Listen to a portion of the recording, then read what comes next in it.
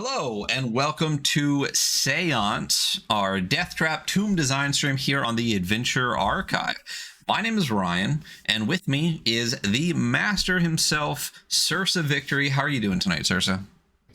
I am hanging in there. Thank you for asking. It's been 2 weeks since our last episode. We took kind of last week off, took a sick day on that one, but we are back, and I am looking forward to this episode. It's going to be a gnarly one, but I think a good one. Um, we are what? How many episodes in at this point? I should probably know since it's I think we're 8. I think it's 8. yeah. And this is probably going to be the most in-depth episode of the entire series. So this is kind of the capstone, the final project here. After this point, it's going to be smooth sailing.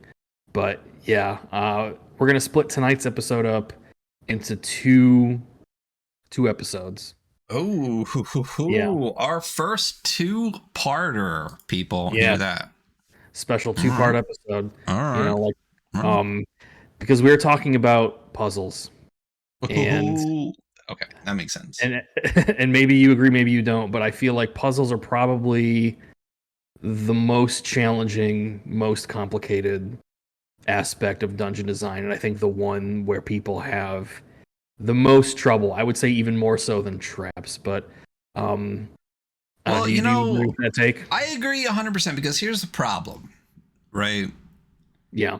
There's no middle ground, right? I feel like players are either too smart and figure out fucking everything, or dumb as goddamn rocks. And if it's in a dungeon and 2 + 2 is written on the wall, they will try to find a secret item instead of just writing 4. You know what I mean? Like, I don't feel like it's hard to make a puzzle that feels like it fits. And it feels that's been my experience. People either do not figure it out at all or figure it out immediately, and you're just like, God damn it. But I get the feeling that the way that we are going to do puzzles here, since I assume it's going to be similar to the way we did traps, there's going to be purpose and reason and moments and things like that where it'll feel better. So I'm excited for this one, especially for the 2-part aspect. So yeah, it's going to be a real intense one. So, grab a beverage, strap in. We're going to have some fun. So if you want to go ahead and bring up the jam board for tonight's episode. All right, let's kick over and see if I actually had that up first. Close enough. Let me just hide this real quick. We have the jam board. We are puzzling. Awesome. So yeah, as we just said, tonight we are talking about designing puzzles in the context of a Deathtrap dungeon in the style of the Tomb of Horrors. As we say in every episode, if you are just joining for the first time, this is a stream/podcast where Ryan and I collaboratively build a Deathtrap dungeon in the style of the Tomb of Horrors. And each of our episodes focuses on a different element of the dungeon design process. And each episode builds off of the material in the previous one. So if this is your first time tuning in, I definitely recommend going back and checking out the earlier episodes so that you know what we're talking about when we say things like moments. So before we dive into what will be kind of a lecture-heavy episode, so I do apologize in advance. I wanted to ask you, Ryan. Listen, you're welcome, people listening. That's what you should be saying. I wanted to get your experience, your take on puzzles, either as a dungeon master or as a player. I know you've given us a little bit of a taste, but kind of talk me through what your experience has been like in the past, what you do if you have to design puzzles in your dungeons, if you even do it at all. A lot of people are just like, forget it, I'm not going to try. But yeah, how are you coming at this episode tonight? I'm coming at this one with open ears. I just don't, honestly. Like, I think it's such a difference between traps and puzzles, even though they're sometimes like linked, because puzzles can lead to traps or whatnot. Like, but oftentimes I just won't, for the reasons I said earlier. Like, I feel like a lot of times players will either figure it out super early or not figure it out at all. And I've been both a GM and a player on both sides of that, where I feel like I'm not dumb, you know, but sometimes the way that information is laid out, it makes it really difficult, or someone forgets to give you like the tiniest little piece and it makes it impossible. And as a GM, for the most part, you know, if I'm going to do a puzzle, it's going to be pretty simple, and it's going to be more about like the time it takes to do it or something like that, versus like it being super difficult. So yeah, like the juice often isn't. Oh, sorry, I was gonna say the juice often isn't worth the squeeze in your mind, right? For the most part, yeah. I would say my favorite puzzle that I've done, I think we actually created together. I think Janela's in chat was there. It's like the easiest thing. It was the canopic jars in the dungeon in the Dark Kingdoms, where they had like, you know, with the body parts and like, you know, 15-minute timer. You know what I'm talking about? Yeah, absolutely. That was one of the highlights of the campaign, I think. Right. And it was literally right. It 15-minute timer up on the wall. Room closes, starts filling with sand, and I tell the players, you have 15 real minutes to figure this out, or you will be drowned by sand and all die. The campaign ends here. We're done. And right. It literally was like 4 canopic jars with little figures on them, and each of the figures was missing a body part. And the resolution was the players literally had to cut that body part off and stick it in the jar. Not difficult. It literally says exactly right there what you're supposed to do. And it still took them like over 10 minutes really to like finally figure it out. And they chopped off way more body parts than they needed to. So yeah, that was wild. Yeah. So, and so to me, like that felt like a good puzzle. And yet it still took a long time. So that's why I say sometimes it's hard to either, you know, they figure it out right away or they don't ever figure it out at all. So like I said, I'm coming at this hoping to learn a bunch because, you know, my experience has been mixed bag. Yeah. And I feel like my experience has been similar. And I feel like puzzles are very similar to traps in that there's something that are, in my mind, essential to the sort of classic Deathtrap dungeon Indiana Jones aesthetic, but there are very few good examples in both first party and third party products. And when you grab something off of, like, let's say Drive Through or DM's Guild, it's a collection of puzzles, things like that. What you often see is something like the next slide in our Jamboard. And that is things like, I don't know if you can see it very well on stream here, but like a word puzzle, right? Or some kind of engineering puzzle like the thing there on the right, this fire and water trap. You have these little games like word puzzles or math problems or pushing blocks around, or these things that are technically puzzles in the sense that we would understand them, but they're often, and this is my experience, sounds like your experience as well, not terribly entertaining and often a source of frustration for players. Now, this category of puzzle, which I think is the dominant style of puzzle in games like D&D, fall under a category, if you want to go to the next slide there, what I like to call checkout line puzzles. And the reason I call them that is because the puzzles that I often see in games like D&D are very similar to the kinds of puzzles that you would find in those little books in the checkout line. You know what I'm talking about? Where it's like you get crosswords or Sudoku or these sorts of things. And, you know, it sort of makes sense that a lot of the puzzles in role-playing games would be like this because they are easily available, right? It's really easy to Google for a crossword puzzle or a word problem or a riddle. That's another popular one. They're really easily recognizable as puzzles. And when you look at things like puzzle books on DM's Guild or Drive Through RPG or even Amazon, you're going to see a lot of that kind of stuff. Now, unfortunately, I think checkout line puzzles suffer from a lot of issues, and these are issues that get at some of the stuff that you were describing at the top of this episode. So there's a couple of reasons why I feel like so-called checkout line puzzles are not ideal for tabletop role-playing games.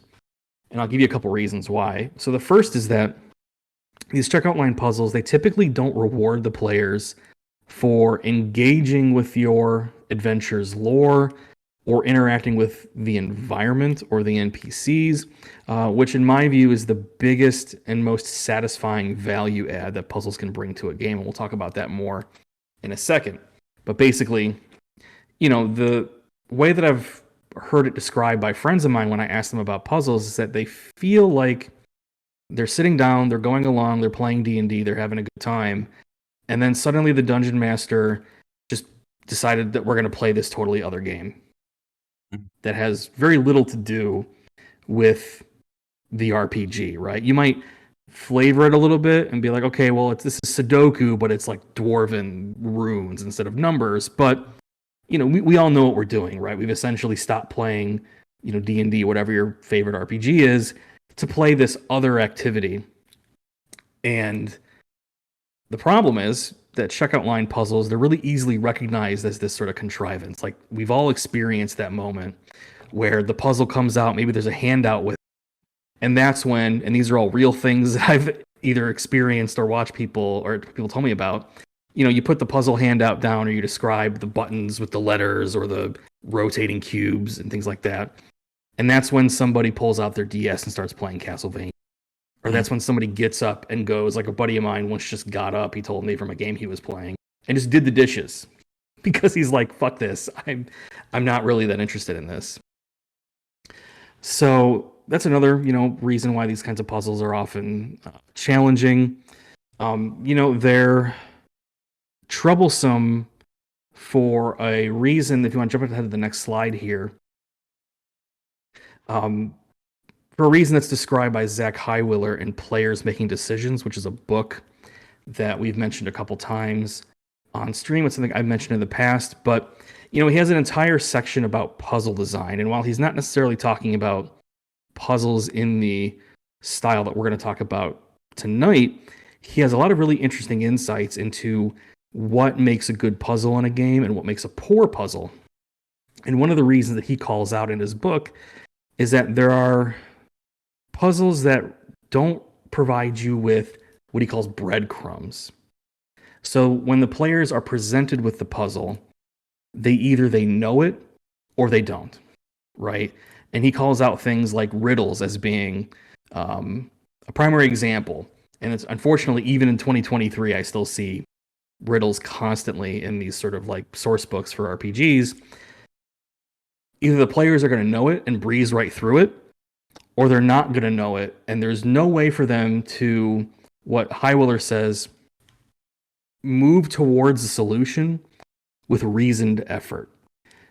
There's no way for them to go, well, I don't know what the riddle is, and there's really nothing I can do about that, right? Maybe in some cases I can maybe use a augury spell to sort of short circuit the puzzle, but in general, this is kind of what you were describing, where because there's often nothing for the players to follow to get more information about the puzzling situation they're in, the breadcrumbs, right, to use Zach Highwiller's metaphor, it's either you know how to do it or you don't. I know the riddle's answer or I don't. I know how to play Sudoku or I don't. I know how to move these tiles or, do some kind of weight distribution puzzle, or I know the gimmick of the, one knight tells the truth and one lies. Basically, you know how to play this weird other game that's not D&D, or you don't. Does that make sense? Yeah, absolutely. That's 100. I couldn't agree with that more.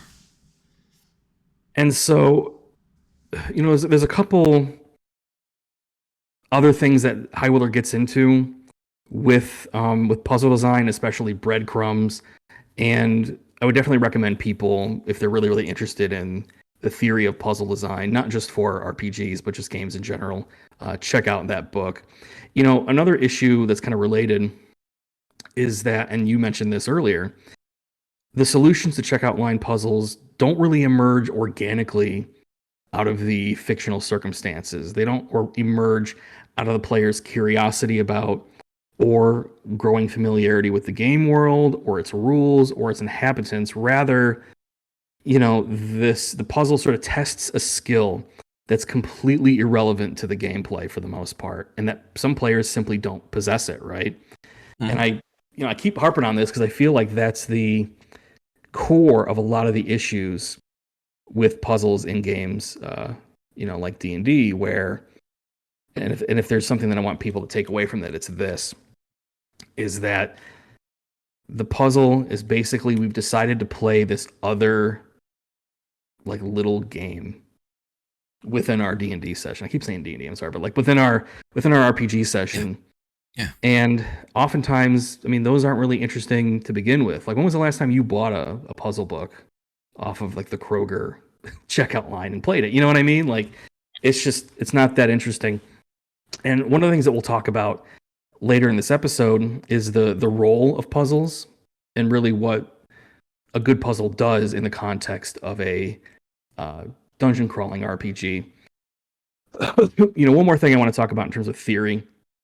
There's another book. I don't have a screenshot for it. I'm sorry, but it's called A Theory of Fun for Game Design by Rafe Koster.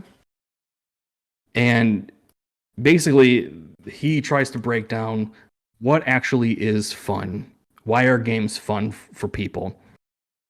And he argues that mastery is sort of the key component of fun for human beings, that basically we find games fun because we are able to exercise mastery over the game's systems or the environment, unearthing its secrets, interacting with it, speculating.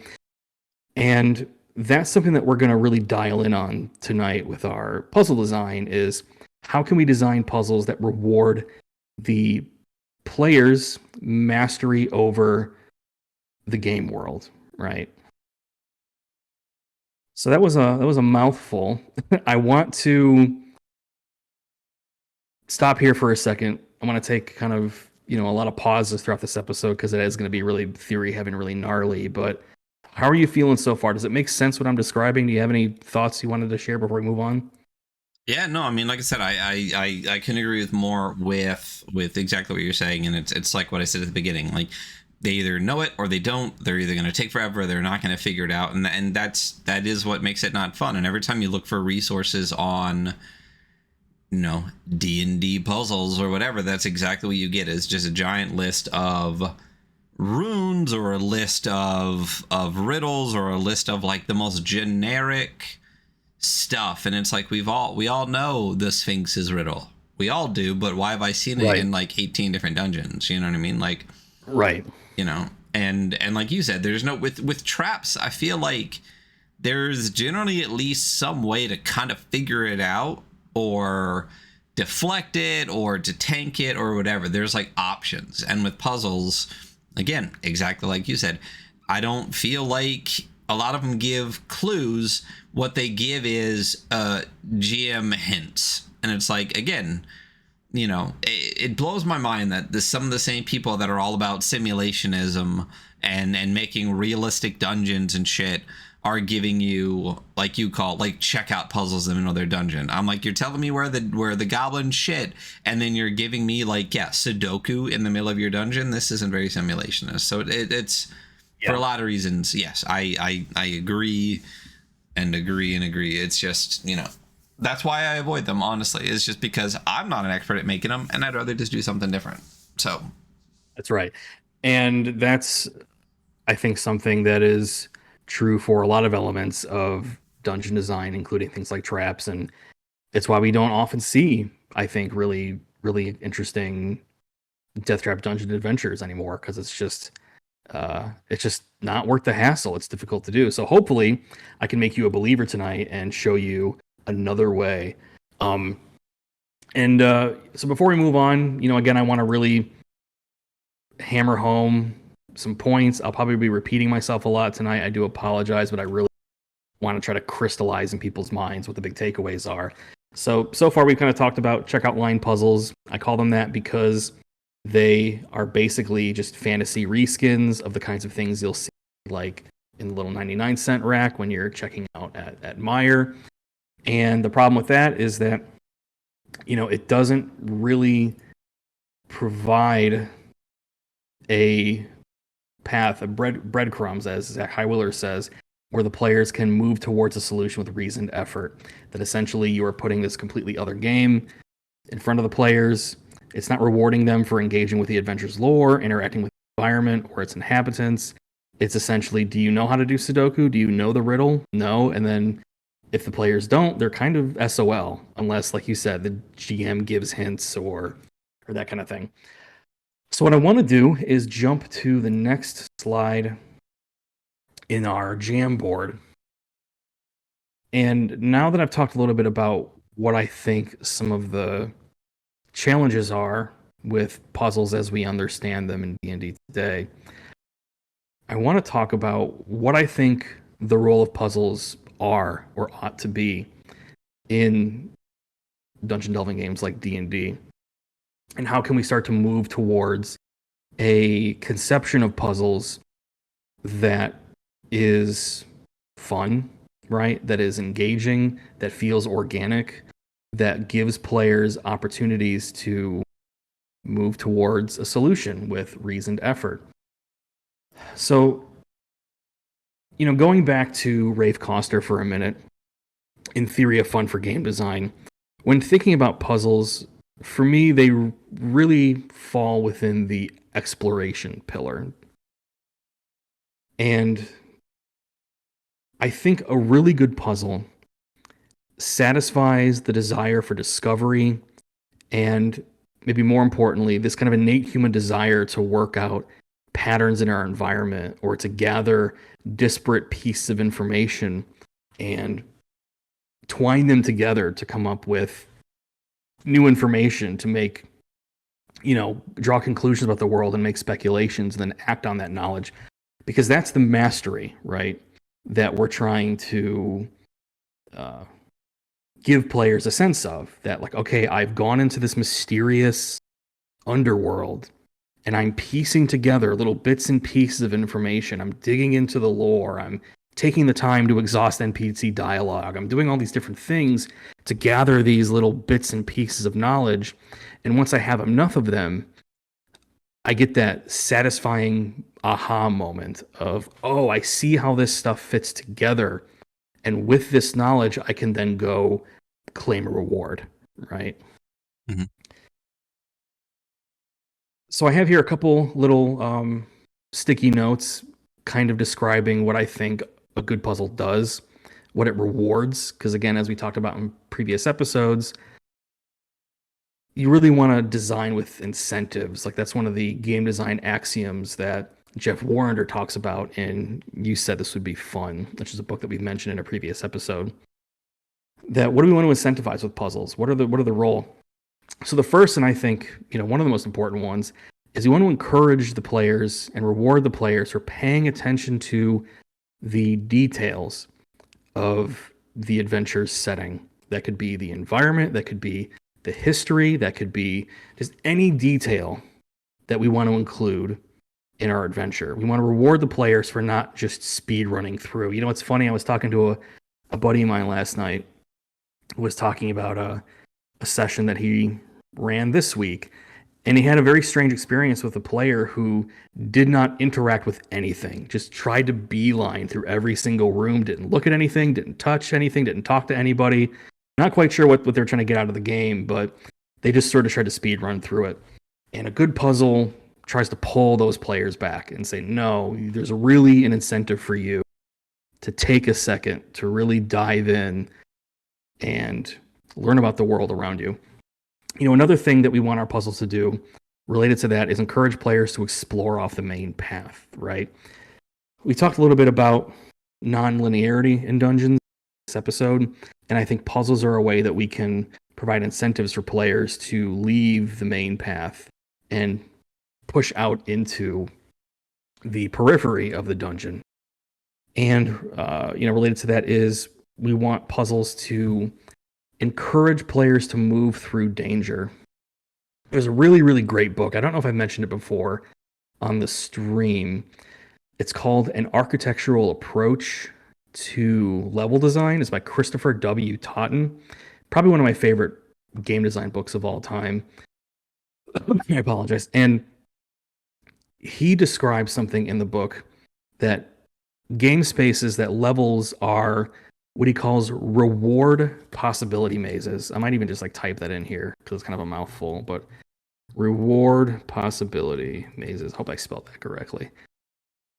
And basically what he means by that is when we're exploring a level in a video game, or in this case, like a dungeon, a nonlinear dungeon, these are essentially mazes. We were constantly presented with the possibility of rewards, but we constantly have to assess the risk of moving out and claiming those rewards. So if I remember correctly, I think he gave an example of like a Minotaur's labyrinth.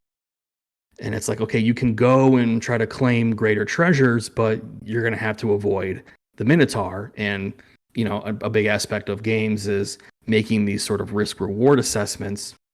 And puzzles are a way for us to create interesting opportunities for those assessments. Like, okay, do I want to move into a dangerous optional peripheral area of the dungeon in order to claim a clue or a key item for a puzzle that could, unlock a useful reward? So another aspect of good puzzle design in my mind, in my experience, is that they present players with an opportunity to use utility or knowledge generating powers. And I wanted to talk to you about this specifically because I know you've got a lot more experience with 5e than I do. But the vibe that I get is that oftentimes players will gloss over or not take like abilities or spells that are more utilitarian, or they're more about generating information. They just go straight for the combat powers. I mean, has that been your experience? I mean, yes, I'm gonna disregard my personal group from that a little bit because I handpick them because they're awesome and do stuff like that. But the bulk of people I've played with, yeah. But I mean, this is something we've talked about before. The way in which the rules are written will guide the style of play, and 5e is a combat game. So, people are going to, even if they're not min-maxers, they're going to, pick the thing that feels the most important. And the way the rules read, when 2/3 of the book is all combat, yeah, I think most people will go towards combat stuff. Most of the spells are combat, outside of someone who always takes prestidigitation because it's the best spell ever. Right. Yeah, all spells are combat, all abilities are combat. Even rogues are generally going to pick the assassin, not the thief, and that's more combat. Right. So yeah, I mean, it's a combat game, so I agree. Yeah. And that's been my experience as well. And I feel like, a good puzzle rewards players for opting for some of these more utility or knowledge related powers. And, I want to linger on this for a second and tie it back to something we talked about earlier. The fun of games, like D&D or other sort of dungeon delving RPGs, is that you are challenged to use your abilities in thoughtful, clever, creative ways, and you're challenged, in the case of limited use powers, to manage those resources, right? And what's tough for these checkout line puzzles is that they don't really interact with your character's abilities at all, outside of, maybe, okay, there's a riddle and I can cast augury and then try to do like a, Regis Philbin 50-50 who wants to be a millionaire. You know what I mean? Basically, as I mentioned, you're putting aside your D&D books to play a completely different game, one in which your character's abilities don't really have any bearing. And I feel like that's, to borrow a term from programming, that's kind of a smell. Like when you've got something that is basically sidelining, making completely useless the character's abilities. That's, you want to look into that, because the fun of the game is, you want to encourage the use of those abilities and make the use of the abilities risky and challenging and push them to be creative about it. If that makes any sense. Yeah. Oh man. And then my last little note here, and I put this one in gold because I think this is like really, I think where the fun starts to pop off with puzzles, is that they encourage the players to reason about or speculate about the interesting details of your dungeon, whether it's the environment, the inhabitants like monsters or NPCs, items within. Basically, it's a way for you to take the interesting lore details about your dungeon and give players a reason to dig into it, right? And not just blast past it because, like, well, is it a monster you have to kill? No. Is it a treasure to find? No. Then we don't care about it. And again, good puzzles try to pull the players back in.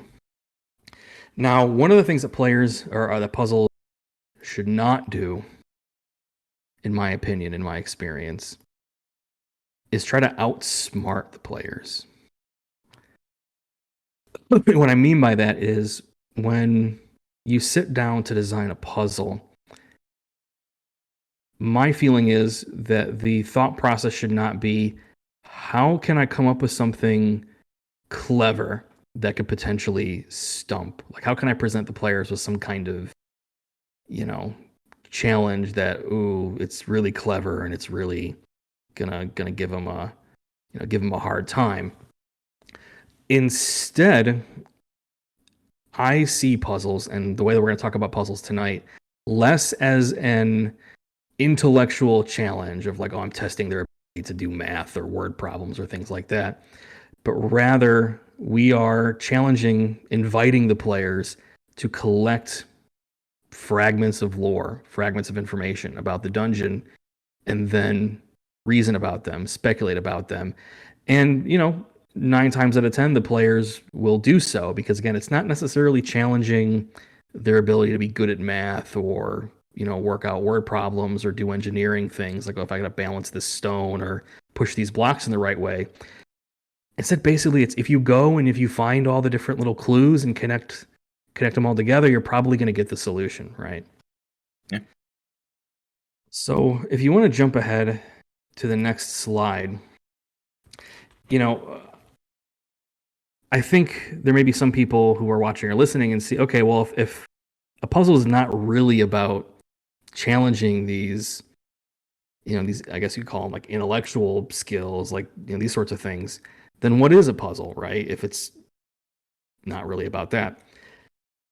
I like to look to designer Scott Kim's definition of puzzle. It's a very brief one, but I feel like one that's really useful for our purposes tonight. A puzzle is fun, and it has a right answer. So that's his definition of puzzle. A puzzle is anything that's fun in a game and has a right answer. So I want to pull this apart. I want to unpack this a little bit.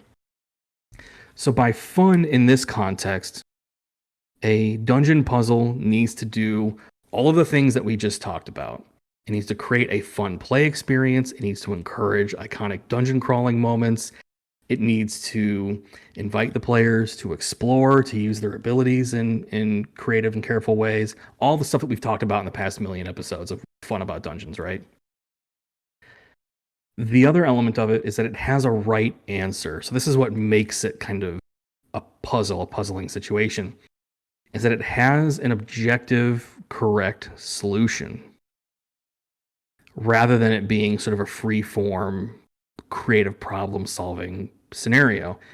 And if you've dug into some of the OSR type things, you often see this advice where it's like, well, don't come up with solutions, just present kind of an interesting scenario, and then basically if the players put in, effort to be creative, then let them pass.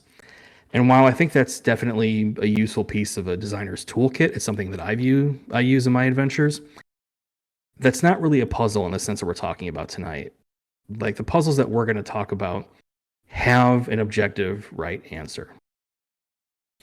and that's what makes them puzzling, right? Rather than like a role-playing challenge or a kind of a free form sort of back and forth between the player and the GM. So I'm gonna stop here and take a break, take a breath, take a drink here. Questions so far? I know we're kind of really skating through a lot of really high concept stuff, but how are you No, I feeling so mean, far? I feel good. I feel, I again, I just, it's a lot of nodding, going, yep, yep, yep. But if I take it back a slide, the not outsmart the players, is to me is like such an important part, because I feel like it is. I see that aspect as another symptom of, I don't know how to describe it except for just bad GMing. Not like purposefully for maybe, but it's just like a beginner, or like a, I mean, but it's just bad. I'm not gonna quantify that anyway.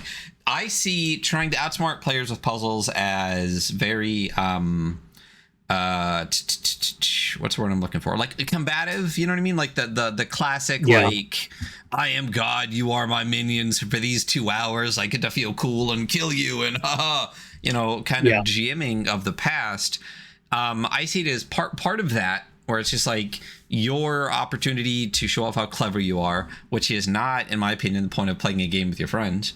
Right. And I see it also as, and we've talked about this a bunch of times, or I have, as that, like, setting a DC for a role for information you want the players to know. Like, you're gatekeeping in, like, stuff that they need, right? So if you put a puzzle that is so clever they're not going to figure it out in the way of the rest of the fun of the dungeon, you basically have handcuffed yourself into being like, look how smart I am, and now they're stuck. So to me, it feels like a mix of those two things, which I see as, I'm going to say, inexperienced GMing, because I definitely did that kind of stuff in my early GMing career. And then you realize you don't have to do that. There are options, as a bit of a mix of that, and kind of like the worst of both worlds. So that's definitely something that, like, really, I'm glad it's red. It really sticks out to me as something that I find, like, as much as the green on this is super important, and there's 4 of them and a gold one, the red one to me sticks out the most as just being like, that's not the point. And I feel like a lot of people think that's the point, and a lot of people that write adventures that I've read kind of move towards that point a little bit, and people should stop. So Yeah. that's what jumped out at me. And I want to say 2 things while we're on this slide here. The first is that I am incredibly guilty of all of the things that we're talking about tonight. And in fact, a lot of the concepts that I'm going to talk everybody through are, in part, drawing on the theory in the game design space, but also just my own experience of taking L's as a DM for 20 years and doing really shitty. And even in like published adventures, like I'm actually going through Mailed Fist again to run it for my cousins. And there's so many things where I'm like, no, this needs to change. Like, because they're basically checkout line puzzles. There's a little Volume bit of 2. Let's do it. yeah. But so I want to say that first. Like, I don't want to give the impression that I'm like, some enlightened genius. Like, a lot of this was just me fucking up for 2 decades and really having to learn from experience what's fun and what's not. And also talking to a lot of my friends who are DMs and players. And again, tell me stories of, puzzles that make them get up and go do the dishes, or literally pull out like their Game Boy and start playing something else. And the second thing I want to say, because I'm a little static brain tonight, but I really want to articulate as clearly as possible what I mean by not outsmarting the players. And it gets back to your thing about inexperience and in some cases malice, right? Like, I want to, show everybody how cool I am as a DM.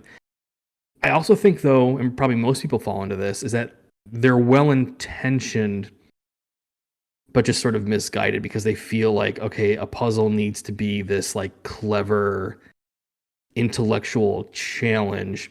And the problem with it, it's really hard to make puzzles like that. Like it's really hard to make these sorts of things. And that's Yeah, I where mean, you end up people in people situations. make whole careers out of doing that because they're smart. And like I am not smarter than the guy that writes the New York Times crossword puzzle. So like Yeah. that's just not my bag, and that's not, I'm not gonna remake the genre with some little riddle, so. Yeah. And to your point from earlier, it's really hard to strike that balance between what is going to be too easy, what's going to be too difficult, because again, it's very, very hard to design what we think of as like traditional, what I'm calling checkout line puzzles. And that's where I think a lot of GMs fall down because it's tough. And so the kinds of puzzles that we're going to be talking about tonight, they allow you to sidestep that problem of I need to be like really clever and come up with something. Like honestly, and I'm hoping you feel this way at the very, very end. The process that I use for designing puzzles is pretty straightforward, pretty simple, doesn't require a tremendous amount of cleverness on my part, and it also doesn't require a lot of cleverness on the player's parts. Again, like we're not really necessarily challenging intellectual abilities, like how good are you at fitting together, a sliding block puzzle. Really, it's how thoughtful are you when you're moving through the dungeon? Are you paying attention to the details? Are you exploring off the main path? Are you thinking about the powers you have and maybe picking some stuff that can, generate clues or that kind of thing? Like, really, it doesn't really matter how, smart your players are. As long as they're sort of doing the right things here, they're going to come to the solution. They're going to be able to follow those breadcrumbs. So, what I mean by that, if you want to jump on to slide 7, the next one here, I'll kind of, get to the meat of tonight's episode. Is I want to move us away from checkout line puzzles, and instead I want to move us towards a process called lore-based puzzles. So what do I mean by lore? I think for a lot of people, they see the word lore and they think, okay, the history of the dungeon, and that's one aspect of it. But really what I mean by lore in this case is any details about anything in the dungeon or the setting that is not apparent just by looking at the thing, right? It's some knowledge that the players have to dig a little bit to find. And again, this can be, something about the history of the dungeon, but it could also just be an interesting detail about its inhabitants or the items and relics within. So a piece of lore, for example, can be, that the creators, the builders of the dungeons were half angel. Like that could be a piece of lore. But a piece of lore could also be that the stone golem can only be destroyed by lightning magic, right? Again, these details that you wouldn't know by looking at the golem, you're going to have to go dig somewhere and find that out.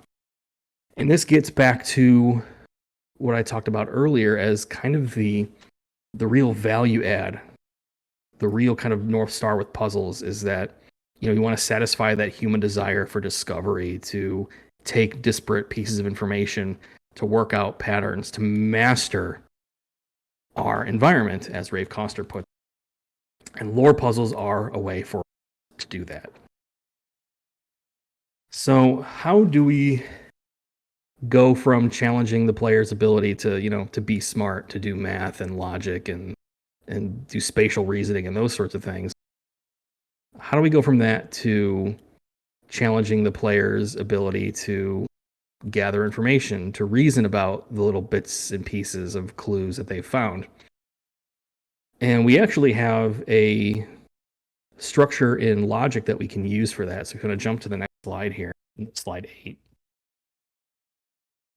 We'll be doing something that I kind of call, when I'm doing this stuff, syllogistic puzzle design. Holy shit, what the hell does that mean, right?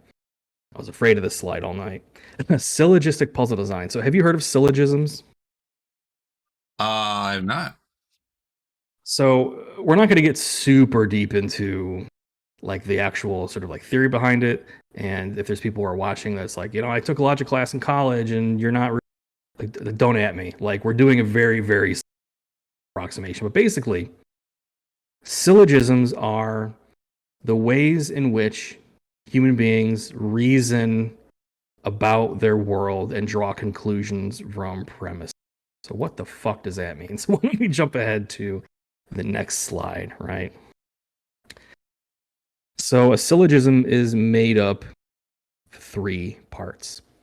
There are 2 premises, maybe sometimes minor premises, but premises, and these are facts. These are facts that are stated about the world. In this case, it could be facts about the dungeon or monsters or items or that kind of. Now, each premise relates to what's called a common term. Basically, what that means is both premises are relating to like the same thing. They're not like completely irrelevant things. It's like one premise is, peanut butter sandwiches are delicious, and the is like airplanes can fly. Like we need to have both premises relate to the same thing in some way. And when we combine both of these premises together, we can draw a conclusion about the world. And there's a couple different types of syllogisms. If you really want to get into it, Google or go on Wikipedia. But what I'm going to do is give you an example, because it's probably like, what the fuck is he talking about? And you go to the next slide and you'll see what I think might be something. So a very common kind of syllogism follows the format of all X are Y.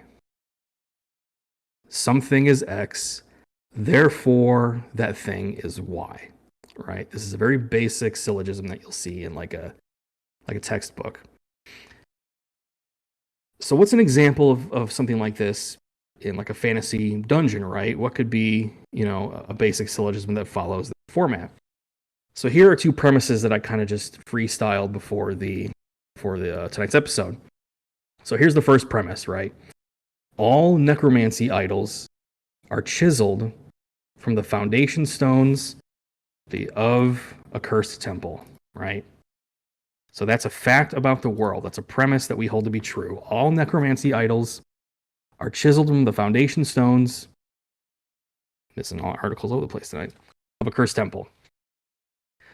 Then we have a second premise. The statue in the ruins is a necromancy idol. So with these 2 premises, when we combine them together, what can we conclude about the statue in the ruins, right? So if all necromancy idols are chiseled from the foundation stones of a cursed temple, and we know the statue in the ruins is a necromancy idol, what can we conclude about that statue in the ruins? That it's chiseled from the foundation stones of a cursed temple. Boom, there you go. That's exactly right. And that is the foundation from which we're going to build all of our puzzles, right?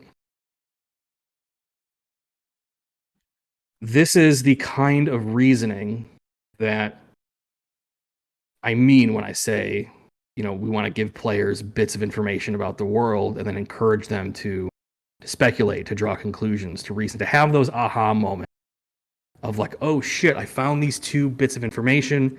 When I put them together, I can draw a conclusion about them. And again, this is just one kind of syllogism. There's a bunch more if you Google it, but this one is like really, really common, and I think an easy one to work with. So why don't we jump ahead to the next slide here, talk a bit more about kind of how do we take syllogisms and turn them into puzzles. So the conclusion of the syllogism is what leads to the puzzle solution, or is the solution itself. So in the previous example, oh shit, we were able to conclude that the statue in the ruins was chiseled from the foundation stone of a cursed temple. That's information that I need to, right? And then the premises, the little fragments, little bits of information that we combined to draw that conclusion, those are clues in the dungeon that can be found in any order. And when they're found in isolation, okay, they're interesting, but you can't really do anything with them. But when you bring them together, there's enough information to draw a conclusion and propel the players forward in the adventure, right? So if we jump on to kind of the last slide of this section here, I kind of want to tie it all together, like what bones of a puzzle be, using the example that we just talked about. So we should be on slide 12. Apologies. Yep. And so we're kind of using that conclusion. So here's a a puzzle solution, and I want to make clear that this little bit of like lore, this puzzle solution, this conclusion, this is something that I started with and totally made up. There wasn't any particular special process involved. It was just, what's a cool piece of information, a cool solution to the puzzle? This is what you start with. So I said, okay, a cool puzzle would be placing on an altar a statuette chiseled from the foundation stone of a long-lost cursed temple opens the pathway to the sacred catacombs of Sekhmet, right? So again, this is kind of what a conclusion would be, like, okay, this is what I need to do. I need to place a cool statuette. I need to chisel it from the foundation stone. I got to find a foundation stone of the long-lost temple. I got to chisel an idol, put it on the altar, opens up the pathway. That is what I started with. So that's the beginning of my puzzle design process. Not thinking about moments or choices or anything else, just going, what's a cool, like, Indiana Jones? It could be anything you want, right? So our first clue, right, our premise, this first clue in the dungeon would reveal that all the necromancy idols are chiseled from the foundation stones, right? And the second clue would be, okay, we reveal that the idol in the ruins is a necromancy idol. Again, this is our premise from before. The conclusion that you came up with using the syllogistic reasoning is that the idol in the ruins is chiseled from cursed foundation stone.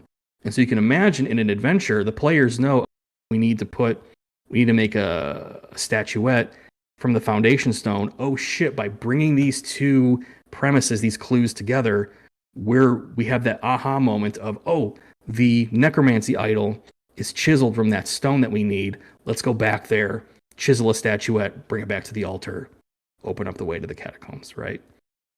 So we screamed through that section. So I want to, again, take another pause here and check in with you. So how are you feeling? Where's your head at right now? Does it make sense? We're going to get into an example of this, but do you kind of see what I'm laying out? Yeah, absolutely. And this is where puzzles would feel good, right? Like, we talked about the fact that a lot of the puzzles basically have like one answer and you either know or you don't. The checkout puzzles, but with this, the clues are all there. So it's not a matter of knowing information prior. It's just being able to put things together. And then once we got into syllogism stuff, I have heard that phrase before, and I get what you're saying, but this makes sense, and kicking it back to something like even the puzzle we talked about earlier with like the body parts and the canopic jars and stuff like that, all the information needed was there. You get the clues and you get the pieces. So it's not syllogistic reasoning, but I see how it combines aspects, like you said, of the world lore to put that together. And I feel like we've been using bits and pieces of this through the dungeon we've been building in the past episodes too, where we've talked about things like the corpse wax and stuff. It's just like, oh, they're going to need this for later, but they'll find out what's the purpose of it and then realize when they go somewhere else that the purpose of it is over there. But I like the idea of starting with this personal premise of like where you want things to go, and then being like, they can get this piece of information here and this piece of information here, and then at that point all they have to do is think about putting those pieces together to get that aha moment, which we talked about moments already too. So it makes complete sense. And as soon as you started, I was like, oh, this I 100% see why this works. Yeah, and what I think is valuable for people watching and listening to take away is that to create a puzzle like this, and we'll get into more detail about how you do that, you don't have to have any special big brain knowledge. Like, you're not having to create a Sudoku or some kind of interesting, logic puzzle or spatial reasoning thing. All you really need to do to start designing a puzzle using this process is just invent a cool detail, right? Invent a cool thing for the players to do that they have to do in a specific way, and then you work backwards from there. And this is also what ties puzzles back to verbs, right?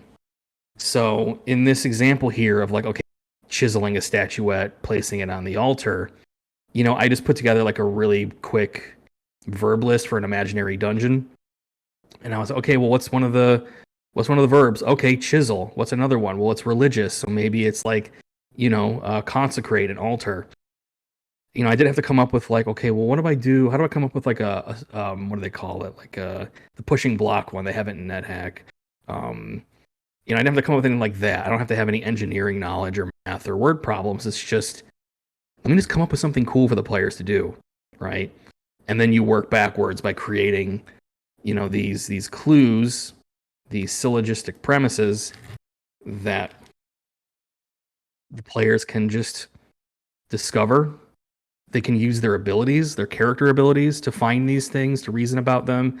We're not asking them to exercise skills that are not really relevant to a tabletop role-playing game. And again, it feels organic, right?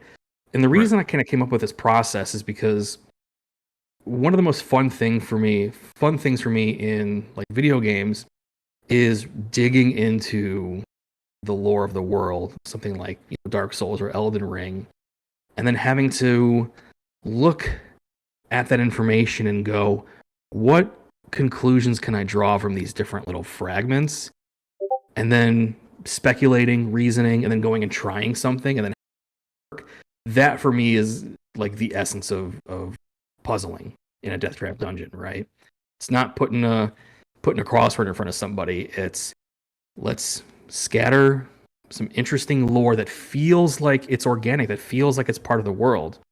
That doesn't feel like we're pumping the brakes on a D&D game to do this totally other thing. Like, it feels like you're genuinely exploring the world. Does that make sense?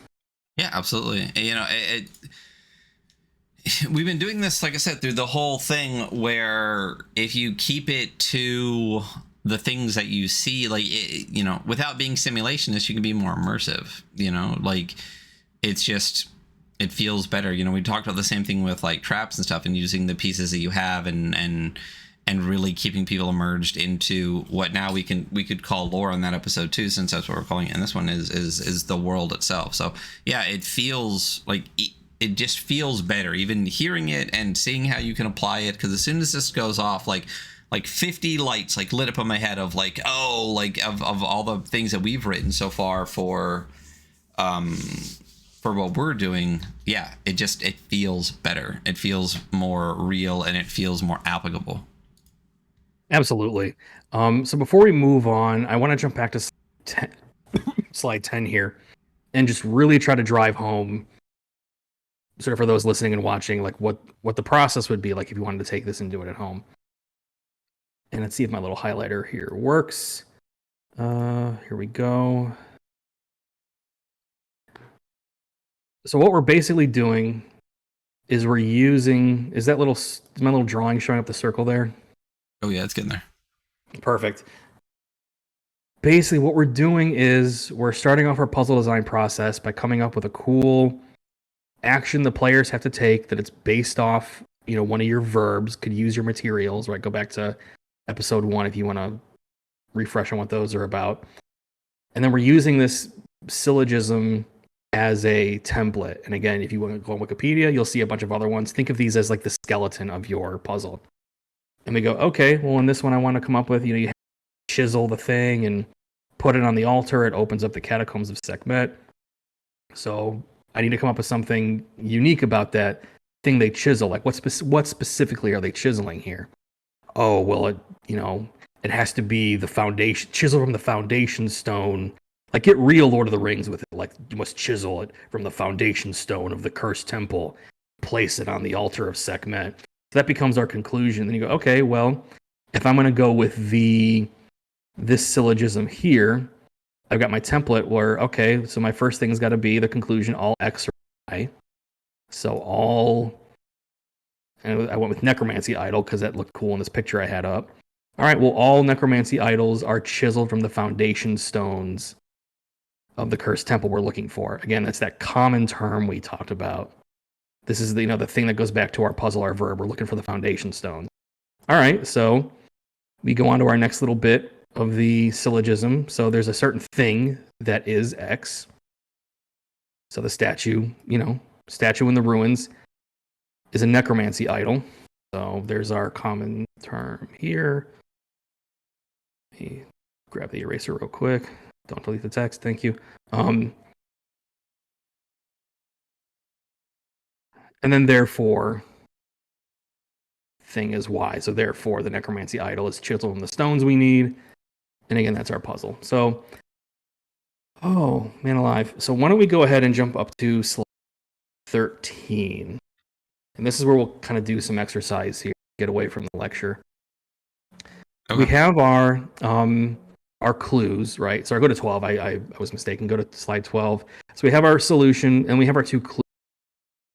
One that reveals premise 1, the all X or Y, all necromancy idols are chiseled from the foundation stones of the cursed temple. That's our first one. Our next premise reveals that the idol in the ruins is a necromancy idol. Again, I just sort of made this stuff up. But how do we actually put those in the adventure, right? How do we make these material? So if you go to slide 13, basically there's 2 ingredients to a clue, to our minor premises, the part of our syllogism that we combine to, get the conclusion. And that's the clue type, and then 2 complications. And those are really important for reasons that we will get into in a moment. So the first thing that we're going to do is jump to the next slide. And we're going to kind of finish out this puzzle. And that's what we'll do for the remainder of this. And then in part 2, we'll kind of take what we learned to design the puzzle for our actual adventure. So I have here 6 different kinds of clues, types of clues that you can include in a dungeon adventure, right? So these are things that can communicate that fact about the world to the players, right? So in this case, our first clue, we need something that reveals that all the necromancy idols are chiseled from that cursed foundation stone we want. So first one can just be writing. It could just be written down somewhere or chiseled into a tablet or in a journal. But basically, it just has something that says, hey, all the foundation stones or all the necromancy idols are made from that stone, right? It could be an image. So rather than being spelled out in writing, it could be something like a mural or a leaf or a tapestry that when the players inspect it, they get that information. Oh, it's, all the necromancy idols are this way. You could use speech. So an NPC could tell the players, maybe could tell them because the NPC is nice, or maybe the players have to trade something for it or make a sacrifice. Evidence of past event. So that's basically there's some environmental detail about something that happened in the past that communicates the clue. You could demonstrate the nature of something. So for instance, if you wanted to communicate that the statue in the ruins was a necromancy, you could demonstrate that very clearly by having it animate skeletons when the players come by, right? Or be able to resurrect players and stuff like that. And then finally, another way that you can communicate a clue, communicate a fact, because that's what clues are. I'm going to write that down, actually. Oh, man. Clues equals facts about the world. Monsters, NPCs, etc., that kind of stuff, right? That's what I mean by the world.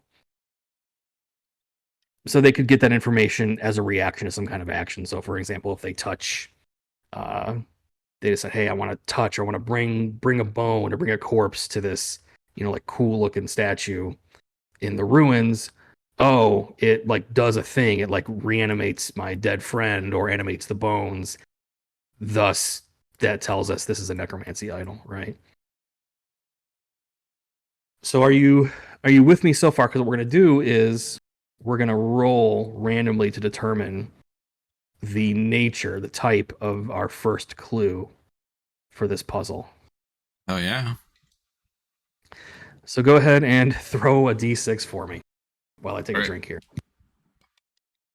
We got a 4. Awesome. So clue one, again, we're coming up with a way to communicate to the players this fact that all necromancy idols are chiseled from the foundation stones of a cursed temple. And you rolled a 4, you said? Yep. So that's going to be evidence of past event. So there's going to be physical evidence of something that happened in the past that when the players encounter it, that communicates to them that all necromancy idols have this property, that they're created by the foundation stone, created from the foundation stones, right? So evidence of past event is kind of a tough one to go with. We can re-roll it. I can what comes to mind for me, but I've been talking a lot. I want to give you an opportunity to re-roll that, or what do you want to do?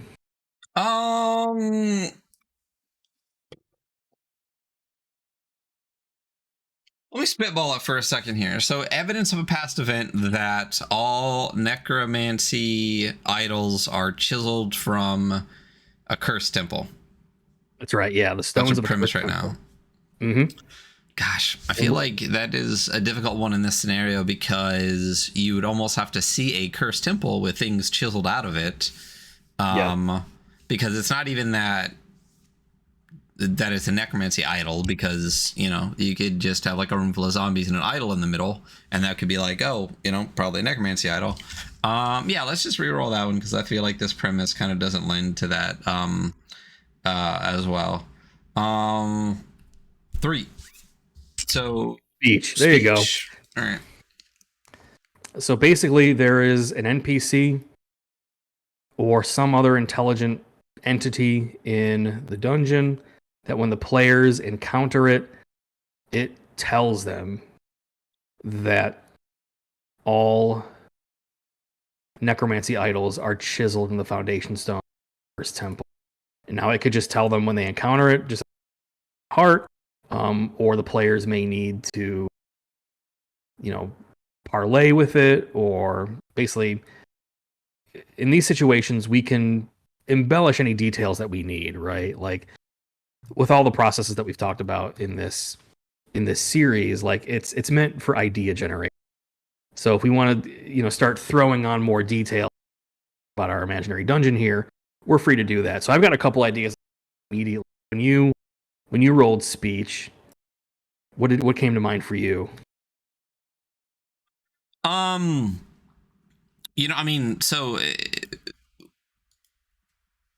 we have an NPC is basically just going to tell us this, right? So, you could run into a necromancer. You could run into, it depends on how much your characters use something like Speak with Dead or something like that.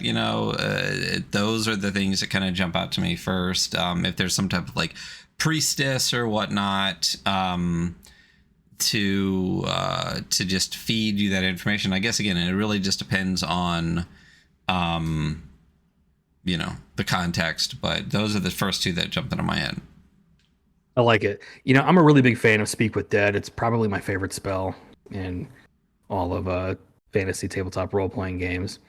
And I like this. So in our imaginary dungeon, where the characters are trying to figure out how to chisel a statuette and put it on the altar to get into the catacombs of Sekhmet, the way they learn about one of the clues is that they need to speak with Dead. Now, by itself, we're getting close to an interesting puzzle, but it's still a little basic if you try to run it this way. Where I really feel like it really starts to pop off is the complications. So keep in mind that for our first clue, we're basically saying, hey, when the player characters use Speak with Dead on a particular skeleton, it'll tell them, hey, by the way, and you can make up any kind of lore reasons you want. This is what the deal is with necromancy idols. If you go to the next slide here, we need to introduce complications. This is really where puzzle design, where the rubber meets the road, to make them fun, that does the things that we talked about, encouraging movement into these, risky spaces to encourage the player characters to thoughtfully and creatively use their abilities to make hard choices. So what we're going to do is we're going to generate a complication for our clue, right? And I've got 8 listed here. I'm not going to step through each of them just in the interest of time and my own voice, but each of these is going to complicate the process of getting that clue somewhere, right? So you're going to go ahead and roll a d8. We're going to see how we're going to complicate. 5. Here we go. And this, I think, works well with the NPC one.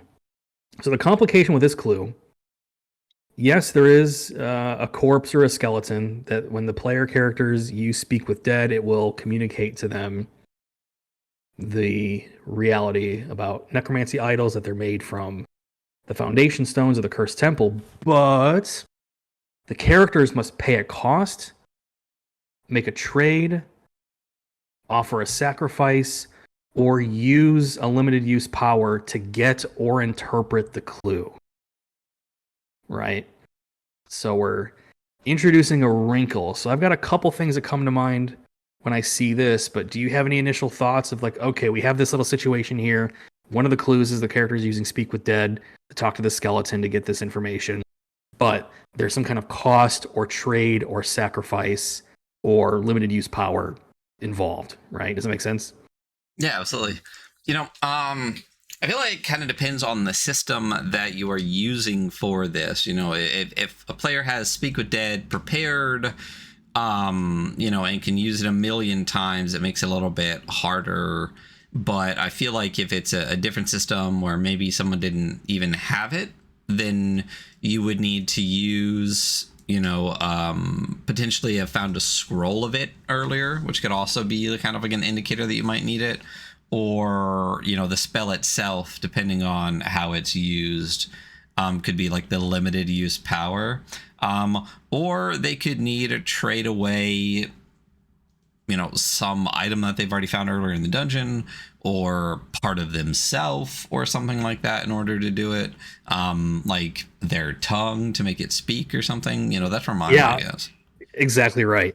And, for me, some of the things that came to mind were they cast Speak with Dead, they talk to the skeleton, but the skeleton does not speak their language. It's speaking in some ancient necromantic language. Thus, the players must decide, do they want to burn a spell slot to use comprehend languages, or maybe something else they need to do in the dungeon to interpret the language. I like yours about making a sacrifice. Like, okay, yeah, you can Speak with Dead on it, but it demands like, okay, I need a tongue to actually speak, and who's going to give up the tongue, right? Like, again, what's fun about this, at least my hope, what's fun about this is that at no point do we need to come up with, and I keep harping on this and I do apologize, but I really, I was a rhetoric major and they said repetition, that's how you get people to understand things, is we're not coming up with like super clever, like logic puzzles or spatial puzzles or math things or word problems. We're literally just coming up with cool details. So even folks who are like really deep in the story side of things, I think will find value here. Again, you're not really coming up with anything brain melting. It's just, let me just come up with really cool things, bits of lore information. You know what I mean? Yeah, absolutely. Cool things for the players to do. So yeah, there's all kinds of options. That's an example of a complication. Now, the last thing we're going to do with this clue is we're going to splice it together with a moment, right? Ooh. So again, that's where we start to really tie it back to this sort of, foundational gameplay design, that everything that we do, monsters, traps, and puzzles, should ultimately try to create, encourage, reinforce these moments. So if you want to bring up our old workhorse, the random dungeon moments table, I'm going to ask you to roll a moment and splice that in with our little clue so far and see what we come up with. Okay. It's a D4 and a D6, so that's D6. Let me add on a D4. Pull it up, and I got a 25. An aha moment. Gotcha. Let's go ahead and re-roll that one because that's basically all puzzles are aha moments. Um, I got a 1 and 3, a hard choice. Perfect. So that's a really classic one, a hard choice. So essentially, what we're going to do is layer an element of a hard choice on this complication. And honestly, I think one of your examples kind of already hit on that, which was you've got to give up a tongue, right? Yeah, that's exactly where my mind went. I was like, I feel like losing a tongue is kind of a thing, especially, because it's not like you want your caster to do it, because then they can't use verbal components, so it's... That's right. And what you might do is if you design a little bit thoughtfully, you try to create situations where different kinds of characters when you're going to need to use their tongue. So it's like, okay, well, we don't want the caster to give it up and they can't use a certain set of their spells, but we don't want the bard to give it up because they're the face of the party and we need to negotiate. Essentially, this hard choice of like which character is going to be the one to make this sacrifice. So again, we've gone from this syllogism based sort of, skeleton of a puzzle to really sort of reifying it in the dungeon and creating these moments. You know what I'm saying? Like it's all linked together. So we have that for our first clue, right? We have this dungeon, just to recap for folks, where they find out sort of up front, and that's something I don't think I made clear, is that typically you make sort of what the players need to do clear kind of before they start really mucking around for clues. So they know, okay, we have to chisel an idol, a statuette, from the cursed foundation stones of this long lost temple. The first clue, we kind of wander around. Oh, we come across a skeleton. We cast Speak with Dead on it. But it's saying, hey, before I need a tongue to talk. Who's going to give the tongue up, right? So let's go back to our slide 12. So we've got our first clue going. Let's go ahead and bring the episode home by coming up with our second clue, right? So we have something that reveals that the idol in the ruins, so there's a specific idol there. We want to reveal that it is a necromancy, storied necromancy. So let's jump back over to slide 14. Go ahead and roll a d6 for me. I got a 6. Perfect. So we got reaction to player action. We kind of, I think, talked about this a little bit, where we can communicate the nature of the idol here by reacting to something the players do. So it could be, okay, when a character brings like bones or a corpse near the idol, it reacts and glows, or it reassembles the bones. When the players draw near, maybe it animates or phantoms. Maybe maybe it's a battle area, and when a character dies, the idol glows and reanimates. So basically, it's just this thing in the game is reacting to something that the players are doing, and from that reaction, they can go, "Oh, that's one of whatever. It's a necromancy." Does that make sense? Yeah, absolutely. So what we're gonna do? Let's jump ahead to the next slide here, and roll a d8 for our complication. Right. So it's never that simple. It's never as simple as just bringing the bones nearby, or All right, I got accessing the clue unleashes new danger. So basically, by drawing near, in this case, drawing near to this idol in the ruins, the very act of getting up close to even get the information, that unleashes a new danger, right? That's our complication here. So why don't we roll our moment? Because I think what we roll for the moment might give us some ideas for how to do that. It's 35, not 53. So that would 35. Yeah, rescue. Oh, see, I'm already getting ideas, but does anything jump out at you?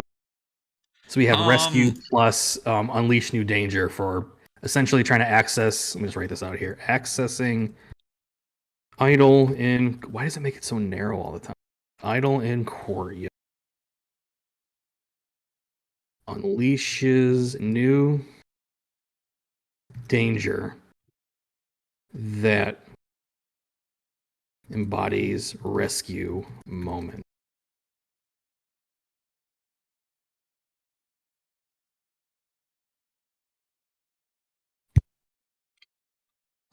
Yeah, I mean there could be, you know, any number of things. I mean, it depends on what you're trying to rescue. Let's say a fair maiden, you know, like we could do something like that.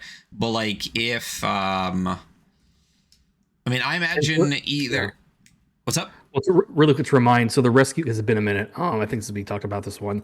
The rescue moment is basically one player character is put into a spot and needs the help of one or more others. Like the what? Like when the one that gets stuck in like a sarcophagus. Yeah, 100%. Yeah. Well then, yeah, I imagine if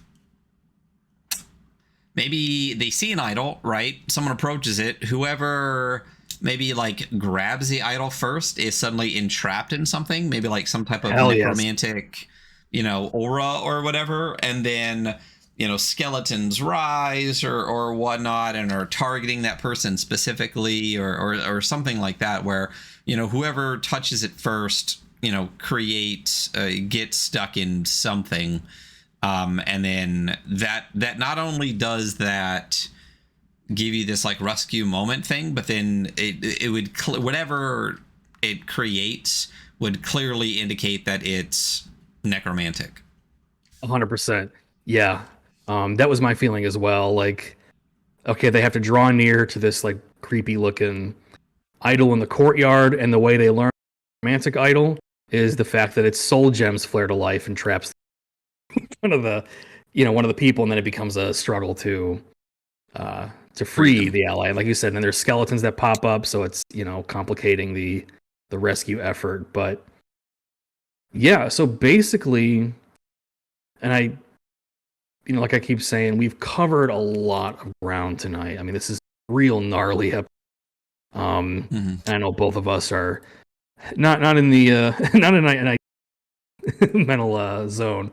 But my hope is that you can see what we're trying to do here, where we're taking basically the bones, we're taking a syllogism as the bones of our puzzle, and we're creating something that, again, and I hope you feel this way, like none of what we've designed here is, you know, requiring the players to really be big brain and solve like these checkout line little mini games, but rather we've created something that's still intellectually engaging, but it's more about the sort of reasoning about the world. Like, we're encouraging the players to dig in, to engage with the lore, to interact with the environment, and then we're introducing these sort of complications in these moments, you know, that gameplay design that we've talked about in the in previous episodes, to create a fun sort of like,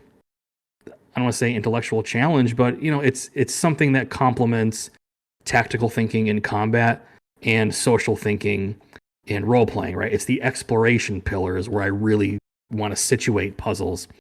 And my hope is that you feel like this was a clear enough example of how we might go about it.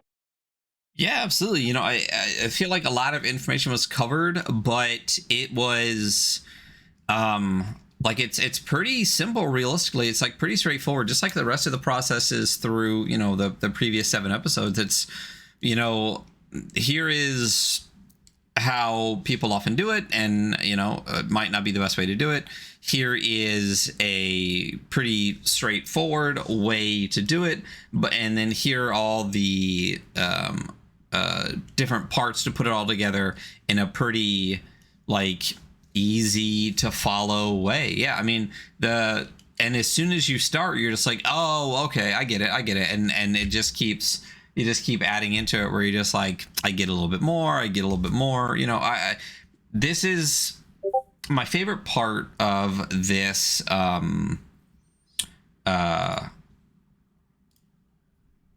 part here is that, as you said before, a lot of puzzles take you out of the game, and this actually drives you further into the game, like increasing the immersion and increasing your, like, the player's interaction with the dungeon itself and the world in which the dungeon is set.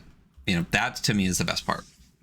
Absolutely. Like, and to get back to something that you called out at the very beginning, you know, this issue with puzzles where either you know what, and it's either basically, like I said, there's no gray area. It's the easiest trivial thing, and players kind of run roughshod over it, or it's like a total pace killer. But with this, it's like, you know, we are not necessarily challenging the players to use like super intense, you know, smarts. Like, we're essentially just saying, look, if you just put in the effort to dig into the environment and pay attention to the lore and just, you know, like I said, bring them into the adventure rather than pushing them out of it, you're gonna come across it, because syllogisms are like really pretty basic reasoning. And I actually just sent you a here. If you want to throw that up on the screen just kind of briefly, you can see there's a bunch of different kinds of syllogisms. So these, think of these as sort of like the templates for your puzzles, right? And I can share this link either in Discord, or I guess you could share it in the chat if you wanted to. But the one that we did, I believe, was the categorical syllogism. Yeah, basically, yeah, all men are mortal. Socrates is a man, therefore Socrates.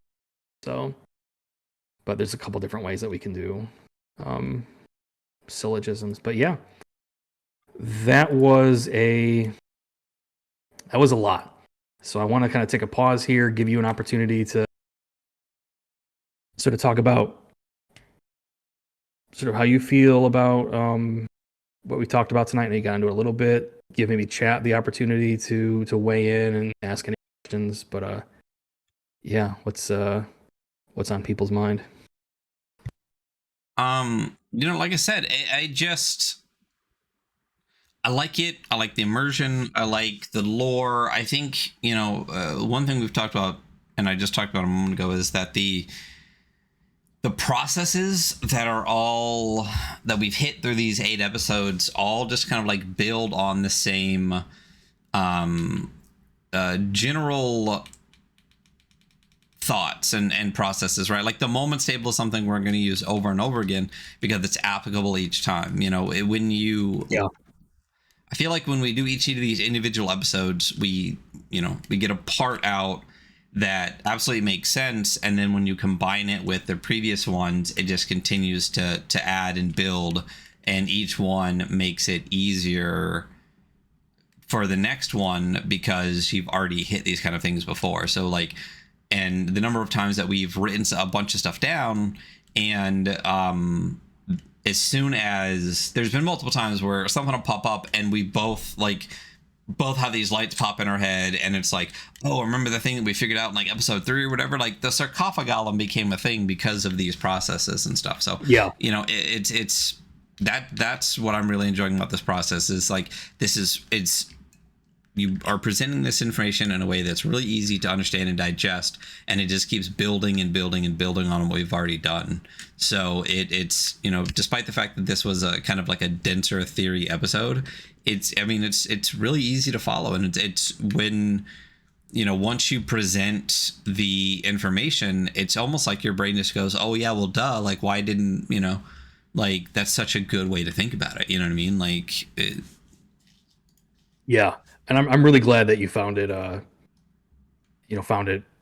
easy enough to follow, because this definitely was something that, you know, I kind of struggled to kind of put down into a jam board, because there's so many other things about that that we can maybe dip into in a future episode or a future stream or something like that. But yeah, again, like, to kind of wrap things up, really what this is about is creating a way for the players to feel rewarded for digging into the lore. And by lore, you know, we're doing lore-based puzzles is what I call them.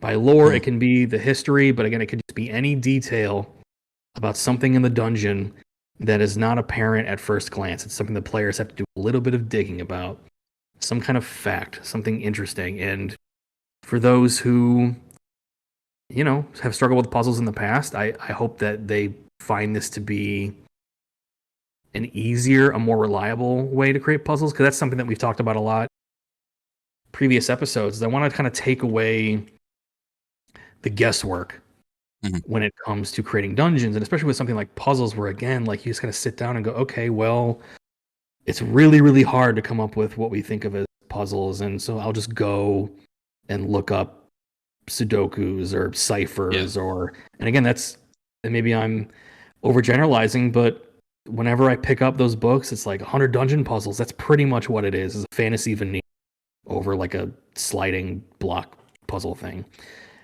And it's harder to sort of freestyle that stuff. But with this, it's like all you really need to do is just come up with some interesting bits of lore, and you're off to the races. You got your tempo. So I appreciate everybody indulging me, especially you, Ryan. This was, real sort of dense, very dense, and I appreciate chat for coming along with the ride. Not sure if there's anybody still popping around, but I guess if nobody's got any questions, or if you're feeling good, we can maybe wrap it up.